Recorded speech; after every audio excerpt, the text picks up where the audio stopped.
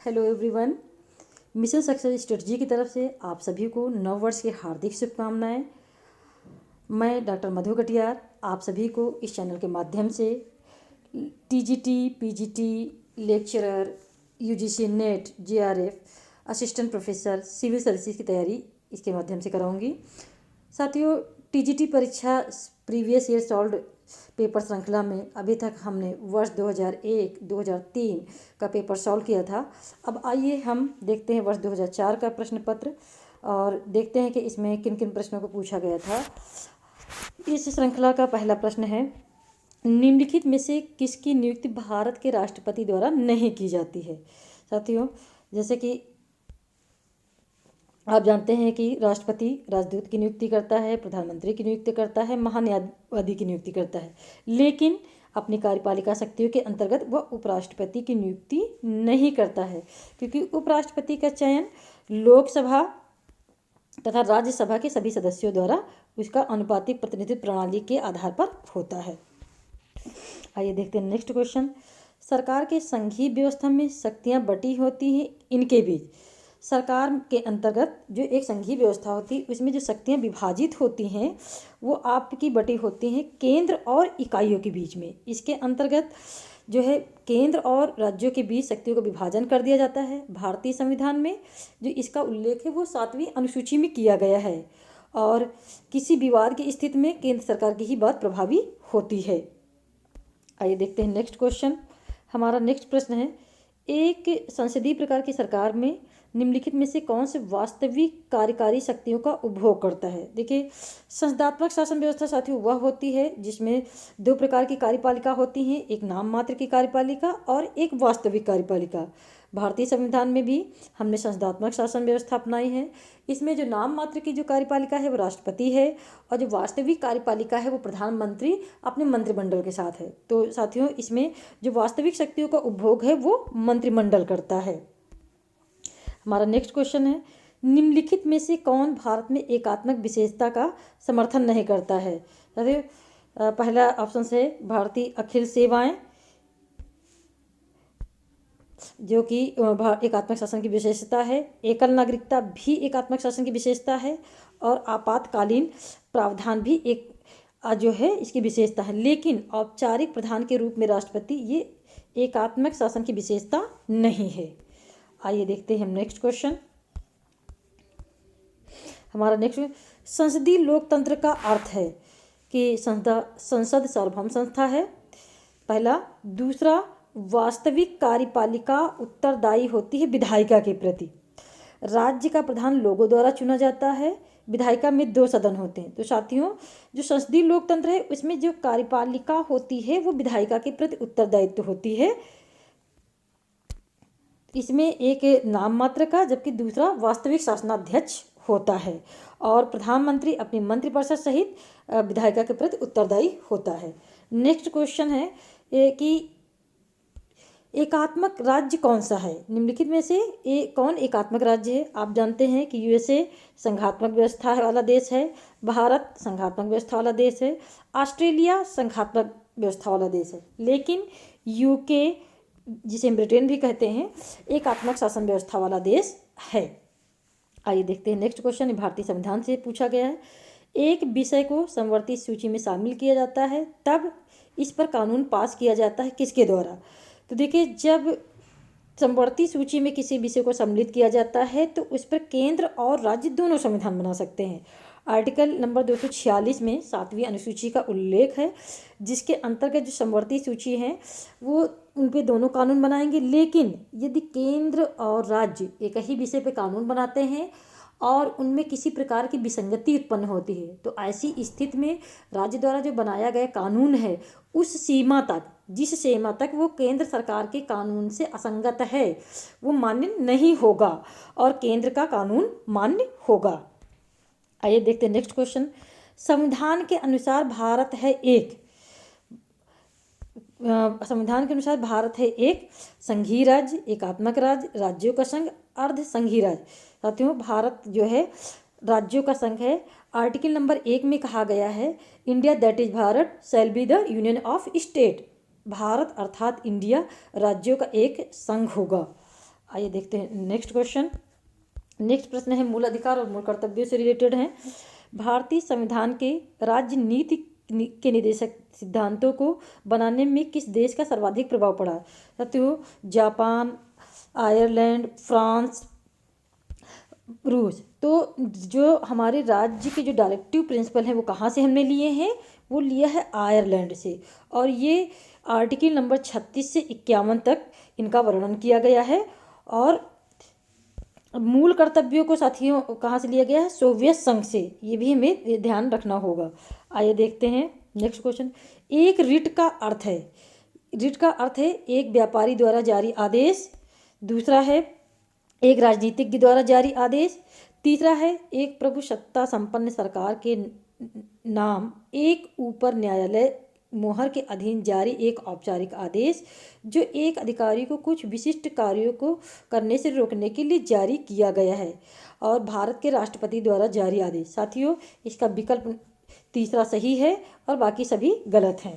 Article number 32 में आपकी 5 रिटें दी गई हैं। बंदी प्रत्यक्षीकरण, परमादेश, प्रतिषेध, अधिकार परीक्षा, उत्प्रेषण। आइए देखते हैं नेक्स्ट क्वेश्चन। संघ की शासन व्यवस्था। संघ राज्य क्षेत्रों का प्रशासन कौन करता है?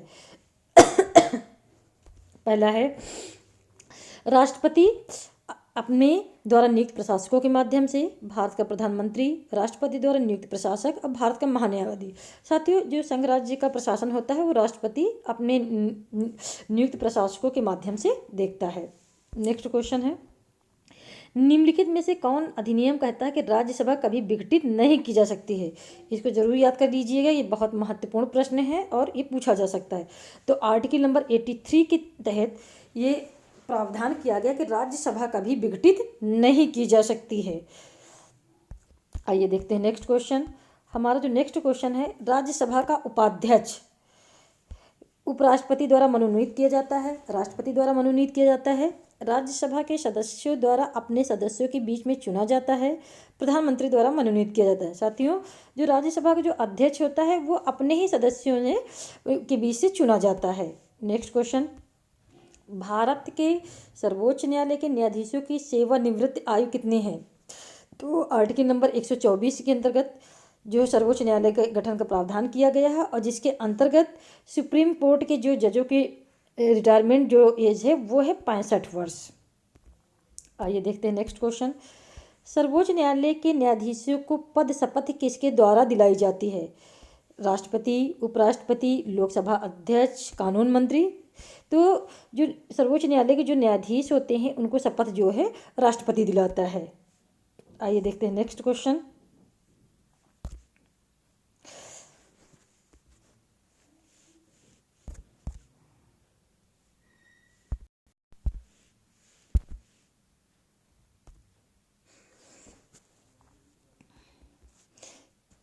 नेक्स्ट क्वेश्चन हमारा है, यदि राष्ट्रपति को त्यागपत्र देना है तो वह अपना त्यागपत्र किसे भेजेगा? साथियों, जो यदि राष्ट्रपति को अपना त्यागपत्र देना है तो वो उपराष्ट्रपति को देगा, और यदि उपराष्ट्रपति को अपना त्यागपत्र देता है तो वो राष्ट्रपति को संबोधित करके अपना त्यागपत्र देगा। आर्टिकल नंबर 56 में राष्ट्रपति की पदावधि के विषय में प्रावधान किया गया है और इसमें कहा गया है कि जो है राष्ट्रपति उपराष्ट्रपति को संबोधित करके अपना पद त्याग सकेगा। आइए देखते हैं नेक्स्ट क्वेश्चन। संघ लोक सेवा आयोग का प्रधान कौन होता है? तो संघ लोक एक राष्ट्रपति, एक अध्यक्ष, सर्वोच्च न्यायालय का एक न्यायाधीश, मंत्रिमंडल का मंत्री। तो सर्वोच्च न्यायालय का एक न्यायाधीश नहीं होता है, राष्ट्रपति भी नहीं होता है और मंत्रिमंडल का मंत्री भी नहीं होता है। तो लोग एक अध्यक्ष जो है संघ लोक सेवा आयोग का प्रधान होता है। देखते हैं नेक्स्ट क्वेश्चन। मंत्रिपरिषद किसके प्रति उत्तरदायी है? ये बहुत सारी परीक्षाओं में पूछा गया है और बहुत महत्वपूर्ण प्रश्न हमारे लिए है। तो जो मंत्रिपरिषद होती है वो उत्तरदायी होती है किसके प्रति? लोकसभा के प्रति, क्योंकि लोकसभा जनता द्वारा चुनी गई संस्था होती है। और आर्टिकल नंबर 75 में केंद्रीय मंत्रियों के बारे में उपबंध किया गया है, जिसके अनुसार मंत्रिपरिषद लोकसभा के प्रति सामूहिक रूप से उत्तरदायी होगी, जबकि व्यक्तिगत मंत्री राष्ट्रपति के प्रसाद पर्यंत अपने पद पर बने रहेंगे। आइए देखते हैं नेक्स्ट क्वेश्चन। अधिकतम कितने दिनों के अंदर राज्यसभा एक निश्चित विधेयक के अस्वीकृत या स्वीकृत होने के पश्चात लोकसभा को वापस कर सकती है? तो लोकसभा द्वारा पारित किसी भी विधेयक को राज्यसभा में अधिकतम 30 दिनों के अंदर जो है राज्यसभा उसे अस्वीकृत या अस्वीकृत होने के पश्चात लोकसभा को वापस कर सकती है। और लेकिन यह धन विधेयकों के विषय में ऐसा नहीं है। धन विधेयकों के संबंध में यह अवधि 14 दिन की है। यदि 14 दिन में वो वापस नहीं करता है तब भी उसे पारित समझा जाएगा, और राज्यसभा चाहे तो धन विधेयक में कुछ संशोधन कर सकता है, लेकिन उसे मानना या न मानना लोकसभा की इच्छा के ऊपर निर्भर है। आइए देखते हैं नेक्स्ट क्वेश्चन। यदि लोकसभा और राज्यसभा के बीच एक धन विधेयक पर मतभेद हो तो क्या हो सकता है? देखिए, दोनों सदनों का एक संयुक्त सत्र बुलाया जाता है। राज्यसभा इसे अस्वीकृत कर सकती है। राज्यसभा अपनी सिफारिश भेज सकती है जिसे लोकसभा स्वीकार या अस्वीकार कर सकती है। लोकसभा को राज्यसभा की राय की आवश्यकता नहीं होती। साथियों देखिए, धन विधेयक के संबंध में एक महत्वपूर्ण बात यह है कि इसका संयुक्त सत्र नहीं बुलाया जाता है और राज्यसभा इसे अस्वीकृत भी नहीं कर सकती है, और लोकसभा को राज्यसभा की राय की कोई आवश्यकता नहीं होती। ये भी गलत है। इसका विकल्प तीसरा सही है कि यदि राज्यसभा चाहे तो अपनी सिफारिशें भेज सकती है जिसे लोकसभा स्वीकार या अस्वीकार कर सकती है। आइए देखते हैं नेक्स्ट क्वेश्चन। राज्यसभा के संबंध में निम्नलिखित में से कौन सही है? इसके सदस्यों का 1/3 प्रत्येक 2 वर्ष में रिटायर होता है। तो साथियों ये इसका विकल्प सही है कि जो राज्यसभा होता है वो कभी विघटित नहीं होती है और इसके 1/3 सदस्य प्रति 2 वर्ष पर रिटायर होते रहते हैं, आर्टिकल नंबर 83 के अनुसार। आइए देखते हैं नेक्स्ट क्वेश्चन। सर्वोच्च न्यायालय की पीठ नई दिल्ली में है, पर यह कहीं पर भी अपनी पीठ रख सकता है। पीठ कहाँ होगी इसका निर्णय कौन करता है? सर्वोच्च न्यायालय को यह अधिकार है, अगर वो चाहे तो अपने किसी भी मामले की सुनवाई दिल्ली से बाहर भी कर सकता है, लेकिन इसका निर्णय कौन करेगा कि पीठ कहाँ होगी? तो मुख्य न्यायाधीश राष्ट्रपति की स्वीकृति से इसका निर्णय करेगा कि पीठ जो है दिल्ली के बाहर अपनी सुनवाई कर सके। आइए देखते हैं नेक्स्ट क्वेश्चन। धन अनुदान के लिए, देखिए धन विधेयकों के संबंध में एक विशेष बात यह है कि कोई भी धन विधेयक या धन अनुदान या वित्त से संबंधित जो भी मैटर होंगे उसमें राष्ट्रपति की पूर्व स्वीकृति लेना आवश्यक है। अन्य विधेयकों के संबंध में ऐसा नहीं है। आइए देखते हैं नेक्स्ट क्वेश्चन। राष्ट्रपति अध्यादेशों को तभी लागू कर सकते हैं जब राष्ट्रपति के द्वारा जब कोई विशेष परिस्थिति होती है और उस समय विधेयक लाना आवश्यक होता है, तो उसके द्वारा अध्यादेश के माध्यम से विधेयक लाया जाता है ताकि परिस्थितियों के अनुकूल कानून बनाया जा सके। लेकिन ऐसा कब कर सकते हैं? आइए देखते हैं। प्रधानमंत्री उन्हें ऐसा करने को कहते हैं, मंत्रिपरिषद उन्हें ऐसा करने को कहती है, संसद का सत्र चालू नहीं होता है, संसद इसके लिए एक विशेष सत्र के दौरान शक्ति प्रदान करता है। साथियों इसका सही विकल्प है संसद का सत्र चालू नहीं होता है। यदि संसद का सत्र चालू नहीं है और ऐसी किसी भी परिस्थिति के कारण अध्यादेश लाना आवश्यक है तो राष्ट्रपति आर्टिकल नंबर 123 के अनुसार अध्यादेश जारी करता है। आइए देखते हैं नेक्स्ट क्वेश्चन। संघ राज्य क्षेत्रों जिसकी अपनी कोई विधायिका नहीं होती के लिए विधि का निर्माण किया जाता है किसके द्वारा? देखिए, उपराज्यपाल, राष्ट्रपति, संघीय मंत्रिपरिषद, संसद। आर्टिकल नंबर 239 के अंतर्गत संसद द्वारा बनाई गई विधि द्वारा अन्यथा उपबंधित सिवाय प्रत्येक संघ राज्य क्षेत्र का प्रशासन राष्ट्रपति द्वारा किया जाएगा और वह अपने द्वारा ऐसे पदाभिमान व्यक्ति के द्वारा किया जाएगा, और अर्थात राष्ट्रपति जो है जो कानून बनाएगा उनके द्वारा संघ शासित क्षेत्र का प्रशासन किया जाएगा। आइए देखते हैं नेक्स्ट क्वेश्चन। लोकसभा और राज्यसभा संयुक्त रूप से बैठती है जब? लोकसभा और राज्यसभा की संयुक्त बैठक कब होती है? उनकी इच्छा होती है, दोनों के बीच एक असहमति होती है, राष्ट्रपति दोनों सदनों को बुलाते हैं, उन्हें प्रत्येक 5 वर्ष में मिलना चाहिए। साथियों देखिए, इसमें जो दोनों के बीच कोई असहमति होती, लोकसभा और राज्यसभा में मान लीजिए किसी साधारण विधेयक के पर कोई असहमति हो जाए तो ऐसी स्थिति में राष्ट्रपति चाहे तो आर्टिकल नंबर 108 के तहत जो संयुक्त बैठक बुला सकती है, और 1961 में दहेज निरोध के लिए प्रथम बार जो है संयुक्त बैठक बुलाई गई थी। आइए देखते हैं कि नेक्स्ट क्वेश्चन। 8वीं अनुसूची में कितनी भाषाओं का उल्लेख किया गया है? जिस समय यह प्रश्न पूछा गया था 2004 में, उस समय इसका जो आंसर था वो 14 था, लेकिन आज 8वीं अनुसूची में अन्य कई भाषाएं जोड़ दी गई हैं। साथियों आज जो है 22 भाषाएं 8वीं अनुसूची में सम्मिलित हैं। आइए देखते हैं नेक्स्ट क्वेश्चन।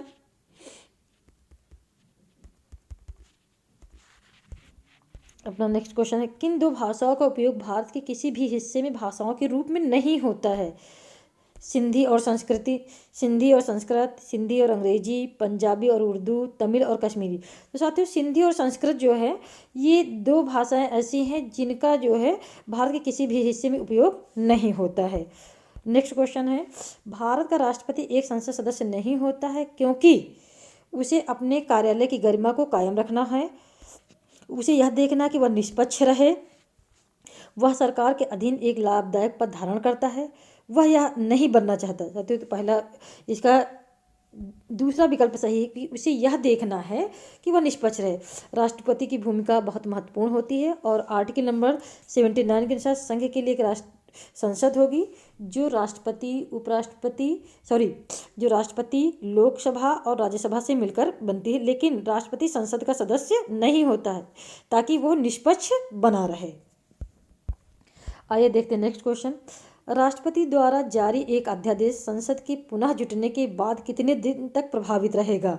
देखिए साथियों मैंने अभी बताया कि आर्टिकल नंबर 123 के तहत राष्ट्रपति विशेष परिस्थितियों में जब संसद का सत्र ना चल रहा हो तो अध्यादेश जारी कर सकता है, लेकिन यदि संसद का सत्र प्रारंभ हो जाता है संसद तो उसके बाद वो ज़्यादा से ज़्यादा 6 सप्ताह तक जारी रह सकता है। आइए देखते हैं नेक्स्ट क्वेश्चन, केंद्र में राष्ट्रपति शासन लगाया जाता है। केंद्र में राष्ट्रपति शासन कब लगाया जाता है? लोकसभा चुनाव के दौरान, आपातकालीन के दौरान, या यदि प्रधानमंत्री की मृत्यु हो जाए। कभी नहीं, संविधान में इसका प्रावधान नहीं। साथियों केंद्र में राष्ट्रपति शासन का कोई प्रावधान नहीं है। भारतीय संविधान के भाग 18 में जो है आपातकालीन निबंधों को प्रावधान किया गया है और इसमें राष्ट्रपति द्वारा 3 प्रकार के आपात लगाए जा सकते हैं। आर्टिकल नंबर 352 में जो है राष्ट्रीय आपात की घोषणा की जा सकती है और राष्ट्रपति 356 में राष्ट्रपति शासन और 360 में वित्तीय आपात की बात कही गई है। तो 3 भागों में 3 अनुच्छेदों में इसका प्रावधान किया गया है, लेकिन केंद्र में कभी भी राष्ट्रीय आपात लागू नहीं किया जा सकता है। भारत में न्यायपालिका है, भारत में न्यायपालिका स्वतंत्र है, संसद के अधीन है, राष्ट्रपति के अधीन है, प्रधानमंत्री के अधीन है। साथियों भारत में जो न्यायपालिका है वो स्वतंत्र न्यायपालिका है और न्यायपालिका का पैटर्न कहाँ से लिया गया है? हमारा जो न्यायपालिका का पैटर्न है वो यूएस से लिया गया है और यूएस में भी स्वतंत्र न्यायपालिका है और हमारे यहाँ भी स्वतंत्र न्यायपालिका है, लेकिन एक अंतर यहाँ है कि भारत में जो स्वतंत्र वो सर्वोच्च न्यायालय है वो सलाहकार के रूप में भी कार्य करता है, लेकिन अमेरिका का जो न्यायालय है वो सलाहकार के रूप में कार्य नहीं करता है। एक अंतर और भी देखने को मिलता है हमें अमेरिका के सर्वोच्च न्यायालय में, भारत के सर्वोच्च न्यायालय में। वो अंतर ये है कि भारत में प्रत्येक राज्य और केंद्र के लिए अलग अलग जो है न्यायालय है, लेकिन अमेरिका में प्रत्येक राज्य और केंद्र के लिए अलग अलग न्यायालयों का प्रावधान किया गया है, लेकिन भारत में इकहरी जो है न्यायपालिका को अपनाया गया है। आइए देखते हैं नेक्स्ट क्वेश्चन, संघ राज्य क्षेत्रों द्वारा लोकसभा के कितने सदस्य चुने जाते हैं? तो संघ राज्य क्षेत्रों द्वारा साथियों 20 सदस्य चुने जाते हैं। 530 सदस्य राज्यों से, 20 सदस्य जो है आपके संघ राज्य क्षेत्र से चुने जाते हैं और आर्टिकल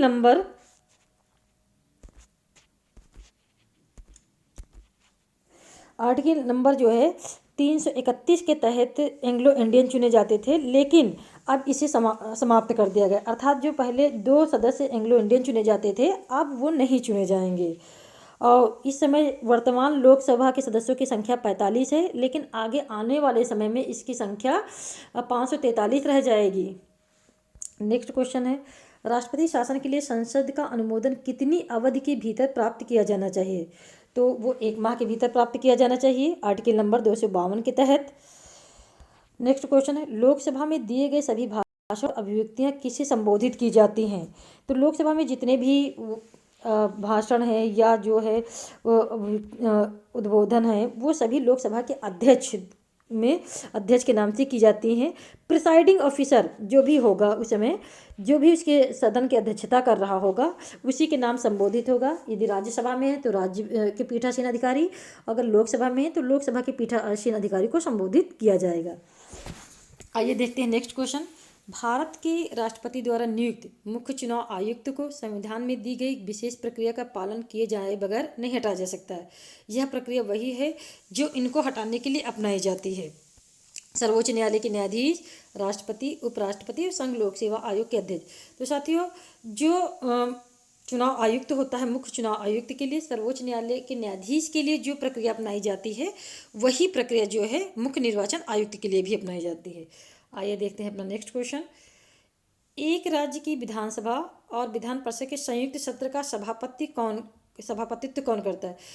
संसद में जो संयुक्त अधिवेशन होता है उसी की अध्यक्षता लोकसभा का अध्यक्ष करता है। राज्य में विधानसभाओं के और विधान परिषद के जो संयुक्त सत्र का जब अधिवेशन होता है, जो सभापतित्व करता है विधानसभा का अध्यक्ष करता है। आइए देखते हैं अपना नेक्स्ट क्वेश्चन। क्या एक व्यक्ति को एक राज्य से अधिक का राज्यपाल नियुक्त किया जा सकता है? तो हाँ साथियों, ऐसा सही है कि हाँ, नियुक्त किया जा सकता है। उसे 2 या 2 से अधिक राज्यों का राज्यपाल नियुक्त किया जाता है। कई राज्यों में तो ऐसे राज्यपाल रहे भी हैं जो 1 से अधिक राज्यों के राज्यपाल थे। राज्यपाल द्वारा जारी अध्यादेश अधिकतम किस अवधि के लिए वैध होता है? तो राज्यपाल द्वारा जो जारी अध्यादेश है वो 6 माह के लिए वैध होता है। आइए देखते हैं अपना नेक्स्ट क्वेश्चन। उच्च न्यायालय के न्यायाधीश को उसके कार्य से सिद्ध दुराचार या अयोग्यता पर हटाया जा सकता है जिसके द्वारा, तो संसद की सिफारिश पर राष्ट्रपति द्वारा उसे हटाया जा सकता है। नेक्स्ट क्वेश्चन है, लोकमत तैयार करने की सबसे शक्तिशाली एजेंसी है? तो लोकमत तैयार करने के लिए जो सबसे शक्तिशाली एजेंसी है वो प्रेस है। प्रेस की बहुत महत्वपूर्ण भूमिका होती है लोकमत तैयार करने में। नेक्स्ट क्वेश्चन है पंचायती राज से। न्यायिक समीक्षा की अभिकल्पना कहाँ के संविधान से ली गई है? तो जो न्यायिक समीक्षा की अभिकल्पना है भारतीय संविधान में वो यूएस से ली गई। साथ ही मैंने अभी बताया कि जो भारतीय न्यायालय के जो पैटर्न है वो कहाँ से लिया गया? यूएस से लिया गया। और इसकी भिन्नता क्या है वो भी अभी भी मैंने आपको क्लियर किया है। न्याय पंचायत कार्य करता है केवल सभी भारतीय राज्यों और संघ राज्य क्षेत्रों में, और सभी राज्यों संघ राज्य क्षेत्रों में, और कुछ राज्यों कुछ राज्य संघ राज्य क्षेत्रों में। तो न्याय पंचायत कार्य करता है कुछ राज्यों और कुछ संघ राज्य क्षेत्रों में। आइए देखते हैं अपना नेक्स्ट क्वेश्चन।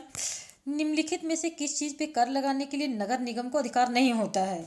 तो नगर निगम जो है आपका संपत्ति कर, वाहन कर और मनोरंजन कर लगा सकती है, लेकिन बिक्री कर जो है ये नगर निगम नहीं लगा सकता है। और ये राज्य सूची के अनुसार बिक्री कर लगाने का जो अधिकार होता है वो किसका होता है? वो राज्य सरकार का अधिकार है। नगर निगम का औपचारिक प्रमुख कौन होता है? तो नगर निगम का जो औपचारिक प्रमुख है वो चुना हुआ मेयर होता है। प्रत्येक नगर निगम में एक मेयर होता है जिसका निर्वाचन नगर निगम के पंजीकृत मतदाताओं के द्वारा उतने ही कार्यकाल के लिए किया जाएगा जो कि नगर निगम का कार्यकाल है। मेयर ही नगर निगम का औपचारिक प्रमुख होता है। अगला प्रश्न है, निम्नलिखित में से कौन निकाय निगम की शक्ति को व्यवहार में लाने में समर्थ नहीं है? तो जो नगर निगम है, जो निकाय है, निगम की शक्ति को लाने में सामर्थ्य कौन है? आम परिषद है, नगर पालिका आयुक्त है, स्थायी समिति, लेकिन विकास अधिकारी इसको जो है सक्षम नहीं है।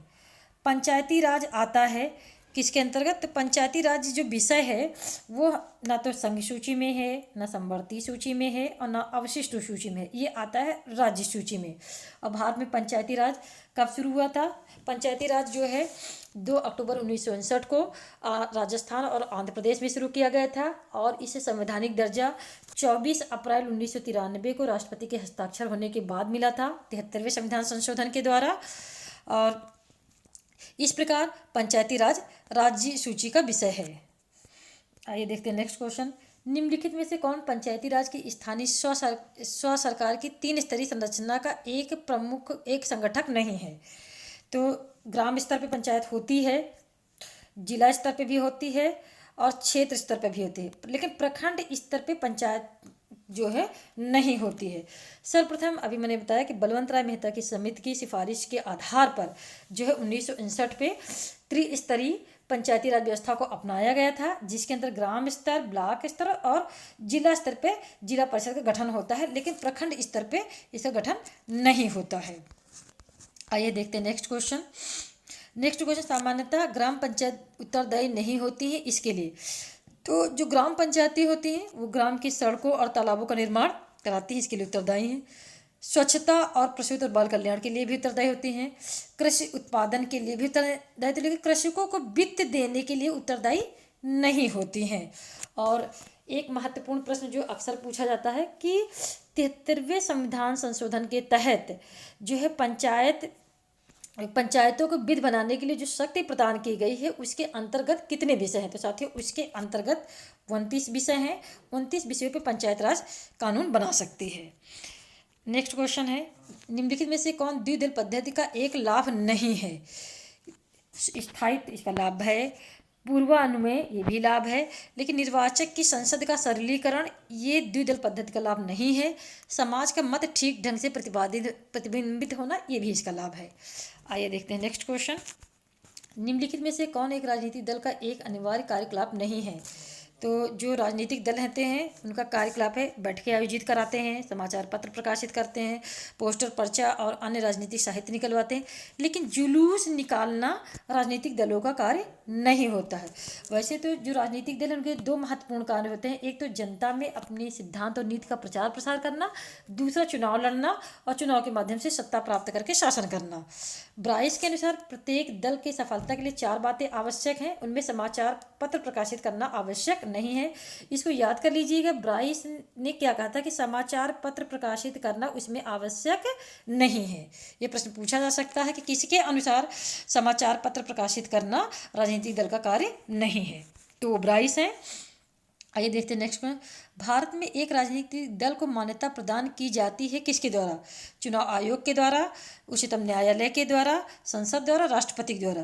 तो जो राजनीतिक दल है उनको मान्यता देने का कार्य जो है वो हमारा निर्वाचन आयोग करता है। आर्टिकल नंबर 124 में निर्वाचन आयोग का प्रावधान किया गया है। आर्टिकल नंबर 324 के अंतर्गत निर्वाचन आयोग का प्रावधान किया गया है। आइए देखते हैं नेक्स्ट क्वेश्चन। साथियों, आर्टिकल आप अच्छे से याद कर लीजिएगा, जो है आर्टिकल से बहुत सारे प्रश्न पूछे जाते हैं और आर्टिकल से जो है प्रश्नों को अटेम्प्ट करना आसान भी होता है। देखते हैं अगला प्रश्न, लोकतंत्र है लोगों की, लोगों द्वारा, लोगों के लिए एक सरकार, यह परिभाषा दी गई। ये बहुत ही चर्चित और परिभाषा है और बहुत सारी परीक्षाओं में पूछा भी गया है। ये कथन है अब्राहम लिंकन का। अब्राहम लिंकन कहते थे लोकतंत्र जनता का, जनता के द्वारा और जनता के लिए शासन है। अगला प्रश्न है, निम्नलिखित में से कौन लोकतंत्र का आवश्यक अभिलक्षण नहीं है?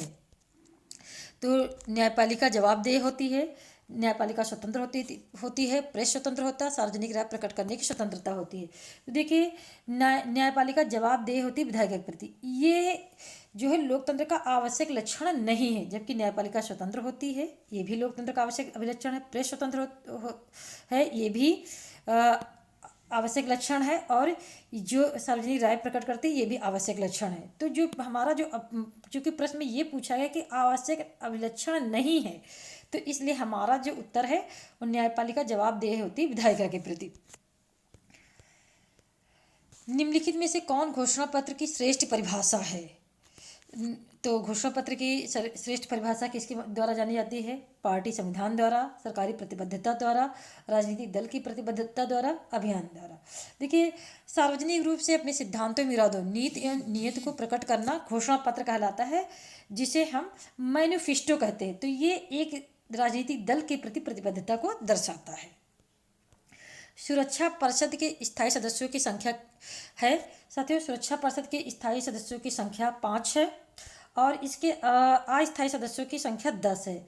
तो कुल कितनी संख्या हो गई? 10 और 5 हो गए 15। तो कुल सदस्य संख्या इसकी 15, जिसमें 5 स्थायी है और 10 अस्थायी देश है, जिसमें अमेरिका, रूस, चीन, ब्रिटेन तथा फ्रांस स्थायी देश हैं। सुरक्षा परिषद के अस्थायी सदस्य चुने जाते हैं किस अवधि के लिए? जो सुरक्षा परिषद के 10 अस्थायी सदस्य होते हैं वो 2 वर्ष की अवधि के लिए चुने जाते हैं और 2 वर्ष की समाप्ति, और प्रत्येक वर्ष 5 सदस्य चुने जाते हैं जो 2 वर्ष की अवधि तक बने रहते हैं। विश्व स्वास्थ्य संगठन का मुख्यालय कहाँ है? तो साथियों, जो वर्ल्ड हेल्थ ऑर्गेनाइजेशन है, इसका जो मुख्यालय है वो कहाँ पे है? जिनेवा में है। इसे याद कर लीजिएगा, ये भी प्रश्न बहुत परीक्षाओं में पूछा गया है। भारत की विदेश नीति आधारित है इस एक पर, किस पर? देखिए, भारत की जो विदेश नीति है वो गुटनिरपेक्षता पर आधारित है, और गुटनिरपेक्षता का जो प्रतिपादन किया था वो जवाहरलाल नेहरू ने किया था। और जवाहरलाल नेहरू हमारे जो है प्रथम प्रधानमंत्री थे और विदेश मंत्री भी थे, और विदेश नीति का जो निर्माण है वो जवाहरलाल नेहरू द्वारा किया गया था। निम्नलिखित में से कौन पंचशील का एक सिद्धांत नहीं है? साथियों, पंचशील का सिद्धांत है का मतलब होता है कि आचरण के 5 सिद्धांत। सर्वप्रथम इसे बौद्ध धर्म में अपनाया गया था, और राजनीतिक क्षेत्र में इसे जवाहरलाल नेहरू द्वारा सृजित किया गया था। और पंचशील में शांतिपूर्ण सह अस्तित्व है, एक दूसरे के मामलों में अंतर्राष्ट्रीय मामलों में हस्तक्षेप नहीं करना है, एक दूसरे के क्षेत्र और संप्रभुता का पारस्परिक आदर करना है, अनाक्रमण है। और लेकिन जो गुट निरपेक्षता है वो गुट निरपेक्षता जो है पंचशील सिद्धांत का अंतर्गत नहीं आता है। भारत और चीन के बीच नई दिल्ली में 29 अप्रैल 1954 को तिब्बत को लेकर एक समझौता हुआ था, जो कि पंचशील समझौता के नाम से जाना जाता है। आइए देखते हैं नेक्स्ट क्वेश्चन। प्रथम गुट निरपेक्ष सम्मेलन कहाँ आयोजित हुआ था? तो साथियों, ये प्रश्न बहुत ज़्यादा पूछा जाता है कि जो प्रथम गुट निरपेक्ष सम्मेलन है बेलग्रेड में 1961 में हुआ था। और ये कहाँ पे है? बेलग्रेड जो है यूगोस्लाविया की राजधानी है। तो जो पहला सम्मेलन हुआ था, और उस समय इसमें 25 देश इसमें सम्मिलित हुए थे।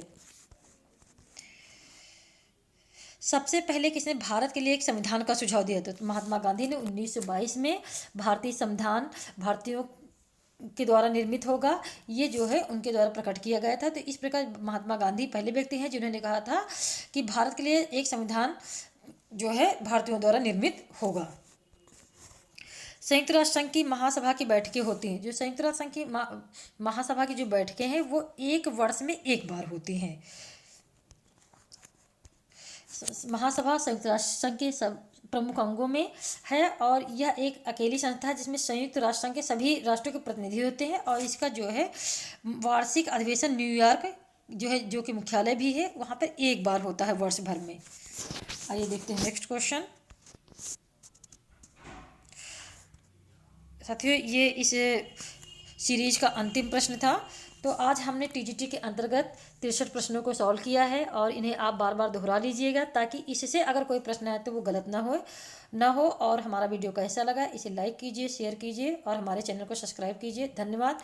और 9 वर्ष की एक बार फिर से आपको मंगल कामनाएं। ईश्वर आपको सफलता प्रदान करे। धन्यवाद।